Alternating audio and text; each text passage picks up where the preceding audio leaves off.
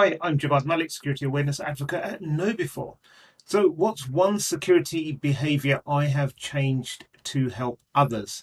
One of the ones I've changed personally is I've stopped trying to be an educator or a trainer and focus more on the desired behaviors or the outcome that we want to achieve. I mean, it's all well and good telling people why and how and the underlying mechanics of how a scam works, but really we just want them to adopt a certain behavior. It's a bit like recycling, I suppose. You just want people to separate out their trash.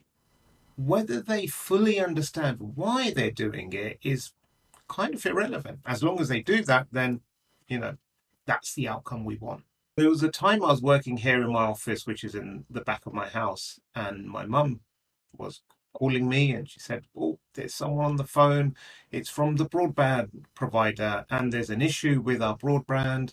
There's a virus on the system, apparently, and we need to do some things on the computer. You need to sort this out for us really quickly." I went up to my mum, I took the phone from her, and I just pressed the hang up button. And I said to her, "Look, these are scams. This is not how they operate. Just hang up." And from that point onwards, it's just become a common thing in my household. Whenever anyone phones claiming to be from our broadband provider or our bank, a delivery service or something like that, we just pick up the phone, listen to it for 3 seconds, hang up, boom, and there's that knowing nod that, okay, that was a scam attempt, and we just hung up. And from this, within the household, at least we've got an understanding that, hey, you don't need to accommodate everybody. It's okay to go against your natural instinct to want to be helpful or polite. And if you think someone's scamming you or you get that gut feeling, you can hang up the phone. You can close the door. You can say to someone, "Hey, I don't know you.